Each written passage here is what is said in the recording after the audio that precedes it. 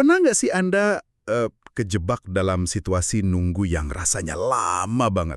Mungkin pas antri di kasir gitu ya, padahal belanjanya cuma satu item. Sering banget itu. Atau yang klasik nih, nunggu bagasi di bandara habis terbang jauh. Cuma bisa berdiri, natap korsel kosong, muter-muter. Aduh, rasanya waktu jalan pelan banget kayak siput. Padahal kalau kita cek jam, mungkin cuma sebentar ya, beberapa menit aja. Kenapa bisa gitu ya? Nah, itu pertanyaan bagus banget. Dan ini langsung ke inti topik kita hari ini nih. Persepsi kita soal waktu itu ternyata lentur banget, sangat subjektif. Ada satu studi kasus klasik nih dari bab 24 buku Evolutionary Ideas yang, wah menarik banget soal ini. Oh iya, kasus apa tuh? Jadi, Bandara Internasional Houston dulu pusing banget gara-gara keluhan penumpang soal lamanya nunggu bagasi. Tapi, solusi yang akhirnya berhasil malah bikin penumpang jalan kaki lebih jauh. Aneh kan kedengerannya? Hah, jalan lebih jauh malah bikin orang puas? Ini bener-bener lawan intuisi nih. Oke deh, selamat datang di sesi pembahasan mendalam kita. Hari ini kita bakal kupas tuntas bab 24 dari buku Evolutionary Ideas, karya Sam Tatam. Judulnya aja udah bikin penasaran. Time flies when you're having fun. Atau, ya, waktu terasa cepat saat kita bersenang-senang. Betul. Fokus kita kali ini ngebongkar misteri di balik persepsi waktu yang fleksibel ini. Kenapa sih 5 menit nunggu giliran itu rasanya beda total sama 5 menit pas kita lagi asyik ngobrol seru, misalnya. Kita mau coba selami konsep waktu otak versus waktu jam. Tepat sekali. Dan misi kita di sini bukan cuma ngeringkas isi bab itu aja ya. Kita pengen gali lebih dalam gimana cara ngelola persepsi waktu tunggu yang seringkali artinya ngisi kekosongan atau kebosanan, itu bisa banget ngubah pengalaman jadi lebih baik. Padahal durasi aslinya mungkin nggak banyak berubah. Wah, ini relevan banget ya. Iya, bukan cuma buat katakanlah perancang layanan atau manajer bandara aja, tapi buat kita semua juga dalam hidup sehari-hari. Gimana caranya kita bisa ngakalin otak kita sendiri pas lagi nunggu? Menarik. Oke. Mari kita mulai dari kasus Bandara Houston tadi deh. Anda bilang mereka punya masalah gede soal keluhan waktu tunggu bagasi. Emang separah apa sih waktu itu? Lumayan parah loh, keluhan masuk terus. Nah, pas diukur nih, rata-rata waktu penumpang nunggu di depan korsel bagasi itu sekitar 8 menit. Sebetulnya secara objektif ya, angka 8 menit itu nggak jelek-jelek amat buat standar bandara internasional waktu itu. Tapi ya itu, persepsi penumpang beda. Oke. Terus langkah pertama mereka apa? Pasti nyoba bikin proses bagasinya lebih cepat kan? Logisnya gitu. Ya tentu aja, itu solusi paling masuk akal kan. Mereka nambah jumlah petugas bagasi, terus ngatur alur kerjanya biar lebih efisien. Dan secara teknis, ini berhasil. Waktu tunggu aktualnya kepangkas lumayan signifikan. Mungkin jadi sekitar katakanlah 6-7 menit aja. Nah, harusnya keluhan langsung turun dong kalau gitu. Disinilah bagian anehnya. Keluhannya ternyata nggak berkurang sama sekali. Bahkan ada indikasi tetap tinggi aja gitu. Ya jelas manajemen bandara bingung dong, udah keluar biaya buat efisiensi, hasilnya di kepuasan penumpang nol besar. Wah, ini bikin penasaran banget. Kenapa bisa gitu ya? Apa yang mereka nggak lihat? Akhirnya mereka melakukan analisis yang lebih dalam lagi. Mereka lacak tuh seluruh perjalanan penumpang dari mulai turun pesawat sampai dapat bagasi. Dan penemuan kuncinya di sini nih, ternyata penumpang itu cuma butuh waktu kira-kira 1 menit buat jalan kaki dari gerbang kedatangan ke area pengambilan bagasi. Cuma semenit, cepet juga ya. Rata-rata 7 menit itu sebelum perbaikan ya. Atau mungkin 6 menit setelah perbaikan, cuma buat berdiri, nunggu, bengong, nggak ngapa-ngapain. Nah, idle time atau waktu kosong ini loh yang terasa dominan banget dan bikin kesel buat mereka. Proporsi waktu nggak ngapa-ngapain itu kegedean dibanding waktu bergeraknya. Jadi gitu. Masalahnya bukan di total durasinya, tapi di porsi waktu yang dihabiskan tanpa aktivitas itu ya. 1 menit jalan, 6 atau 7 menit bengong. Rasanya emang nggak seimbang sih. Persis. Nah, di titik inilah muncul solusi yang tadi Anda bilang kontraintuitif itu. Setelah mereka sadar kalau mempercepat proses bagasi lebih jauh lagi itu mungkin susah, mahal, atau nggak ngefek banyak ke persepsi, mereka putar otak. Gimana kalau kita isi waktu tunggu itu bukan dengan mempercepat bagasi, tapi dengan memperpanjang aktivitas sebelum nunggu? Maksudnya gimana tuh? Diperpanjang? Iya, jadi mereka pindahin gerbang-gerbang kedatangan untuk penerbangan internasional jadi lebih jauh dari terminal utama. Terus mereka arahkan juga bagasi dari penerbangan-penerbangan itu ke korsel yang posisinya paling jauh di area pengambilan bagasi. Tunggu-tunggu. Jadi penumpang sengaja dibikin jalan kaki lebih lama? Berapa lama jadinya jalannya? Iya, betul. Jarak jalan kaki penumpang jadi kira-kira 6 kali lebih jauh dari sebelumnya. Mungkin jadi butuh waktu 6-7 menit untuk jalan dari gerbang ke korsel bagasi. Tapi efeknya apa? Waktu mereka berdiri nunggu tanpa aktivitas di depan korsel itu berkurang drastis, mungkin jadi cuma sekitar 1-2 menit aja. Dan hasilnya? Apa penumpang nggak malah makin marah disuruh jalan jauh gitu? Justru sebaliknya, ini yang luar biasa. Hasil akhirnya, keluhan penumpang soal lamanya waktu tunggu bagasi itu hampir hilang sama sekali.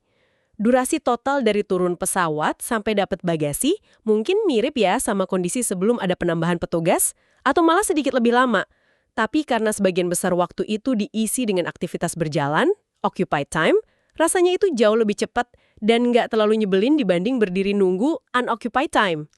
Gila, ini benar-benar ngubah cara pandang soal efisiensi ya. Ternyata mengisi waktu itu bisa lebih efektif daripada sekedar motong waktu dalam kasus ini.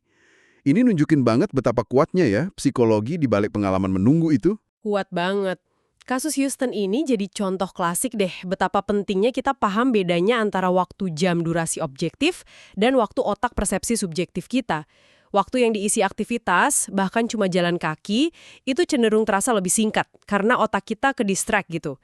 Sebaliknya, waktu yang dihabisin tanpa ngapa-ngapain, apalagi kalau ada rasa nggak pasti atau nggak bisa ngontrol, wah itu rasanya jauh lebih lama dan negatif. Oke, coba kita gali dikit lagi soal psikologinya deh. Kenapa sih waktu kosong atau nunggu itu rasanya bisa lama dan nyebelin banget? Apa sih yang terjadi di otak kita sebenarnya? Nah, sumber kita bab 24 ini jelasin ada beberapa faktor. Pertama, ya jelas bosan itu sendiri nggak enak. Kedua, dan ini mungkin lebih penting, itu soal kurangnya rasa kendali. Pas kita nunggu, kita kan sering rasa nggak berdaya ya, tergantung sama sesuatu di luar kendali kita. Kapan bagasi muncul, kapan antrian gerak. Nah, kondisi ini bisa ningkatin stres dan tingkat arousal kita. Arousal itu maksudnya kayak tingkat kewaspadaan atau kegelisahan mental gitu ya? Tepat, tingkat kewaspadaan atau aktivitas mental kita jadi naik. Nah, dalam kondisi gini, otak kita jadi lebih sadar sama berlalunya waktu itu sendiri. Kita jadi kayak merhatiin detik demi detik lewat gitu loh. Dan ini secara subjektif bikin durasi terasa lebih panjang. Waktu otak kita jadi melambat dibanding waktu jam yang objektif. Pernah ngerasain gitu kan pas nunggu hasil penting atau kejebak macet parah? Oh, sering banget. Rasanya semenit itu bisa kayak 5 menit kalau kita lagi cemas atau bosen nunggu sesuatu yang nggak pasti. Pantes aja ya. Ada fakta menarik juga kan yang disebut di buku ini? Soal gimana kita cenderung melebih-lebihkan waktu tunggu. Bener banget. Studi nunjukin kalau orang itu seringkali memperkirakan durasi waktu tunggu mereka sekitar sepertiga lebih lama dari kenyataannya. Jadi kalau Anda ngerasa udah nunggu 15 menit, kemungkinan besar waktu sebenarnya baru sekitar 10 atau 11 menit. Persepsi kita emang gampang ketipu kalau lagi nunggu. Wah, ini relevan banget ya. Nunggu bus, antri di bank, nunggu website loading lemot. Semua pengalaman ini jadi makin nyiksa ya gara-gara faktor psikologis tadi. Nah, kalau gitu, kuncinya ada di occupied time atau waktu terisi ini ya. Gimana sih cara kerjanya? Prinsip dasarnya sih simple aja, alihkan perhatian. Dengan ngasih suatu aktivitas, sekecil apapun itu, kita ngalihin fokus otak dari sekedar nunggu dan merhatiin waktu. Otak kita jadi sibuk mikirin atau ngerjain hal lain. Kayak contoh klasik yang sering disebut itu, ya soal cermin di dekat lift. Betul, itu ide dari Russell Eckhoff di tahun 1950-an. Dia nyaranin pasang cermin gede di lobi dekat lift. Tujuannya bukan bikin lift datang lebih cepat, tapi ngasih orang kerjaan pas nunggu. Biasanya kan orang secara naluriah ngecek penampilan ya, benerin rambut atau dasi gitu. Aktivitas simpel ini yang nyentuh sedikit rasa narsis kita cukup efektif jadi distraksi. Orang jadi nggak terlalu fokus sama lamanya nunggu lift. Analoginya kayak nunggu air di teko mendidih ya. Kalau kita plototin terus teko itu, rasanya lama banget. Tapi kalau kita sambil nyiapin cangkir atau baca berita di HP gitu, tahu-tahu airnya udah mendidih aja. Fokus kita kebagi. Persis. Intinya itu ngelibatin otak dengan cara yang beda. Meyakinkan otak kalau ada stimulasi lain yang lebih menarik. Atau paling nggak menyita perhatian deh. Entah itu visual kayak cermin, kognitif kayak baca, atau bahkan sosial kalau ada temen ngobrol. Otak nggak lagi terpaku sama proses nunggu itu sendiri. Nah, prinsip ngisi waktu ini kan bukan cuma teori lama atau trik pasang cermin aja ya. Bab 24 ini juga nyorot beberapa contoh modern yang kreatif banget dalam menerapkan ide ini. Salah satunya yang menarik itu Eurostar Odyssey. Bisa ceritain dikit nggak? Ya, ini inisiatif keren dari Eurostar, kereta cepat yang nyambungin Inggris sama daratan Eropa lewat terowongan Channel. Nah, perjalanan di dalam terowongan ini, meskipun teknologinya canggih, sebetulnya agak ngebosenin buat penumpang. Gelap, nggak ada pemandangan di luar jendela. Ini contoh waktu tunggu atau waktu transit yang ya mau nggak mau harus dilewatin. Terus, apa yang mereka lakuin? Mereka nawarin pengalaman virtual reality atau VR gratis, namanya Odyssey. Jadi penumpang, terutama anak-anak ya, tapi orang dewasa juga boleh, bisa pakai headset VR gitu. Nah, pas pakai itu, mereka seolah-olah nyelam ke dasar laut di bawah terowongan. Wah, Iya, mereka diajak petualangan virtual ngelihat pemandangan bawah laut yang fantastis. Ada ikan paus, ada kapal bajak laut nyempil, putri duyung, macem-macem deh makhluk laut imajinatif gitu. wah keren banget. Jadi, waktu yang tadinya kosong dan mungkin bosenin itu diubah jadi pengalaman hiburan yang unik dan seru gitu ya? Tepat. Ini contoh bagus banget gimana ngubah idle time yang nggak bisa dihindari jadi sebuah pengalaman alternatif yang positif dan berkesan. Waktu di terowongan jadi kerasa lebih cepat karena keisi sama aktivitas yang imersif dan nyenengin. Jadinya bukan lagi sekedar nunggu sampai keluar terowongan, tapi malah jadi bagian dari petualangan itu sendiri. Ada contoh lain nggak yang mungkin lebih sederhana, nggak perlu teknologi VR segala? Ada beberapa. Misalnya short spotty dispensers atau dispenser cerpen. Mungkin Anda pernah lihat mesin ini di beberapa bandara atau stasiun kereta di luar negeri. Bentuknya kayak mesin ATM kecil gitu, tapi fungsinya unik banget. Fungsinya gimana tuh? Mesin cerpen? Iya, jadi Anda bisa milih durasi bacaan yang dimau, misalnya mau yang semenit, 3 menit, atau 5 menit. Terus tekan tombol, nanti mesinnya bakal ngeprint cerpen utuh yang pendek banget di kertas kayak strok belanja gitu. Gratis lagi. Aha, ide brilian itu. Analog banget tapi efektif ya. Ngasih konten bacaan ringan yang pas buat ngisi beberapa menit waktu tunggu sebelum boarding atau pas nunggu kereta datang. Nggak perlu koneksi internet, nggak perlu buka aplikasi, simple. Bener. Ini contoh gimana occupied time bisa diciptain dengan cara yang cerdas. Ngasih nilai tambah berupa hiburan atau distraksi literer singkat. Ngubah momen nunggu yang potensial bikin bete, jadi kesempatan buat nikmatin karya sastra mini. Ada lagi nggak contoh menarik lainnya? Satu lagi deh dari Australia, dari jaringan toko minuman namanya BWS. Nah, pas awal pandemi COVID-19 dulu, mereka kan kayak banyak bisnis lainnya, harus nerapin aturan jaga jarak sosial, pakai penanda di lantai buat antrian. Tapi mereka nggak mau cuma nempel stiker silang atau garis biasa aja. Oh ya, terus mereka bikin apa? Mereka bikin penanda jarak di lantai itu jadi lebih interaktif dan menghibur. Jadi di setiap titik antrian, itu mereka tambahin elemen permainan simpel atau trivia ringan gitu. Misalnya ada gambar temukan 5 perbedaan, atau pertanyaan trivia unik soal minuman atau budaya pop, atau tebak gambar. Jadi sambil antrean jaga jarak, orang bisa sambil main tebak-tebakan atau cari perbedaan di lantai gitu. Kreatif banget. Iya kan? Ini cara cerdas buat bikin kewajiban antre dan jaga jarak yang mungkin rasanya repot, jadi sedikit lebih nyenengin dan nggak terlalu bosenin. Lagi-lagi, ngubah idle time jadi occupied time pakai sentuhan humor dan interaksi ringan, manfaatin ruang yang ada. Kalau dipikir-pikir, banyak banget ya potensi buat nerapin prinsip ini. Coba deh, Anda yang lagi dengerin, bisa kepikiran contoh lain nggak di sekitar Anda? Mungkin ruang tunggu dokter anak yang banyak mainannya. Atau musik yang diputer pas customer service nahan telepon kita. Semuanya tujuannya sama aja kan? Ngisi waktu tunggu. Dan penting nih buat diketekenin wawasan dari bab 24 ini tuh bukan cuma relevan buat perusahaan gede kayak bandara atau Eurostar aja loh.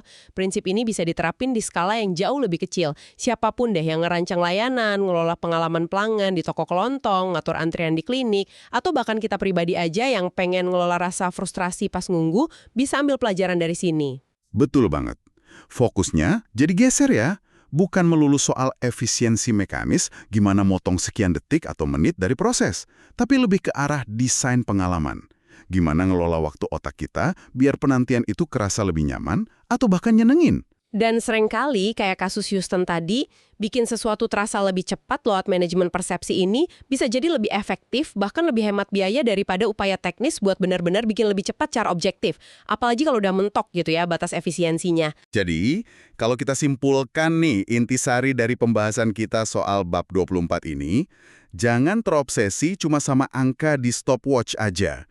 Perhatiin juga pengalaman subjektifnya.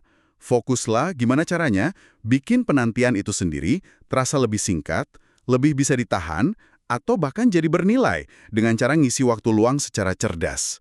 Kita perlu ngomong sama jam otak kita, bukan cuma jam dinding. Iya, benar banget. Buku Evolutionary Ideas ini di akhir bab 24 juga ngasih semacam innovation checklist gitu. Isinya pertanyaan-pertanyaan reflektif yang bagus banget buat mancing ide. Mungkin kita bisa bahas beberapa? Boleh, boleh. Itu bisa jadi pemicu yang bagus. Apa aja tuh pertanyaannya? Oke, pertanyaan pertama gini. Gimana caranya kita bisa nyisipin aktivitas atau nyiptain distraksi yang relevan dan bermakna selama waktu tunggu yang nggak bisa dihindari dalam layanan atau produk kita? Nah, ini dorong kita mikir kreatif soal pengisi waktu yang pas sama konteksnya. Oke, masuk akal.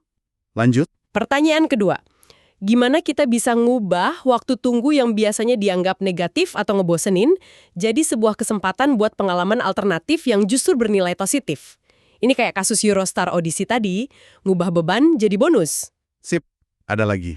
Ada, yang ketiga ini menarik juga. Gimana caranya kita bisa bikin aktivitas pengisi kebosanan yang udah umum dilakuin orang, contoh paling jelas ya main HP pas nunggu, jadi lebih relevan atau terintegrasi sama pengalaman layanan kita secara keseluruhan. Mungkin bisa ada aplikasi khusus atau info berguna atau hiburan terkait yang bisa diakses lewat HP selagi nunggu layanan kita gitu kan? Wah, ini semua pertanyaan yang aplikatif banget ya. Bukan cuma teori, tapi langsung dorong kita nyari solusi konkret buat benerin pengalaman nunggu di berbagai situasi. Ini ngebawa kita ke penghujung pembahasan nih. Nah, sebelum kita tutup, kami pengen ninggalin satu pemikiran terakhir nih buat Anda renungkan. Mungkin sedikit provokatif ya, terinspirasi dari semua yang kita obrolin hari ini. Oke, silakan. Kalau benar nih bahwa bikin sesuatu terasa lebih cepat itu seringkali sama pentingnya atau bahkan lebih efektif daripada benar-benar membuatnya lebih cepat secara teknis.